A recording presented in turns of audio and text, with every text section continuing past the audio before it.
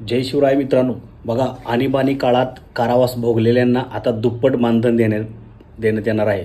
त्या संदर्भातला निर्णय राज्य सरकारने घेतलेला आहे। 1975-77 आणीबाणी काळात लोकशाहीसाठी लढा देत कारावास भोगलेल्या नागरिकांच्या मानधनात आता राज्य सरकारने वाढ केलेली आहे। त्यामुळे दुप्पट वाढ केलेली आहे। तर आता त्यामध्ये बघा दरमहा 20,000 रुपये आणि त्यांच्या पश्चात जोडीदाराला 10,000 रुपये दिले जातील। तर 1 महिन्यापेक्षा कमी कारावास भोगला असल्यास त्यांना दरमहा 10,000 रुपये आणि त्याच्या पश्चात जोडीदाराला 5,000 रुपये मिळतील। त्यामुळे हयात असलेल्या जोडीदारांनी जिल्हाधिकाऱ्याकडे अर्ज करायचा आहे।